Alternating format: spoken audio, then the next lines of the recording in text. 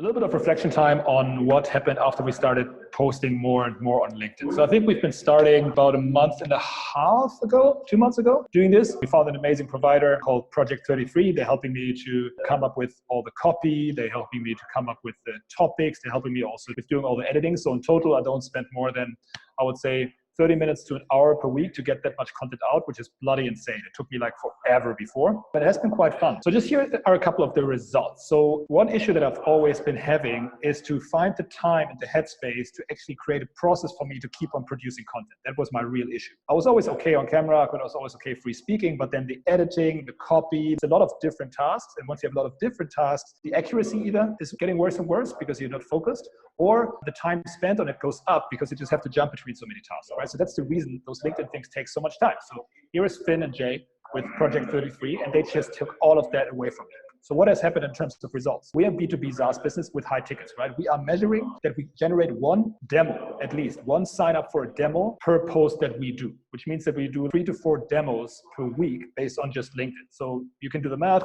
With B2B high ticket, one demo is worth 500 to 1,000 euros for us. That's pretty good. We've met 2 new affiliate partners through this method, right? We have an affiliate program, which is very valuable for us. It's always tough to find those people. You cannot really go out and scout because it takes forever. So they have to find you, right? We actually found 2 new affiliate partners, which is rad.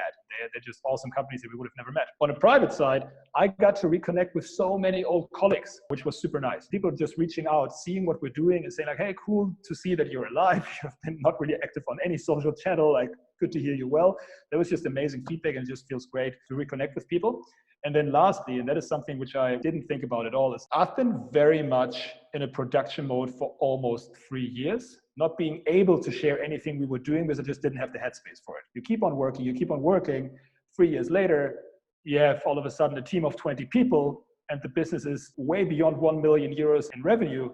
And you have this company and your close friends are knowing about it, but you never got to tell that story. What I actually enjoy personally is just chatting about what we did because we're proud of it and we're happy with it and we're humbled by it because it went super fast. We are very motivated to keep going and to share this journey, and finding a channel that is not stressing me out to share this journey because I got Project 33 helping me with that is just amazing. Like, it's so fun. So yeah, so anybody who doesn't create content, I hate to say it, but Gary was right. It's fun to create content. It's the right thing to create content. It's going to make your lives better. It's a no-brainer. Just do it.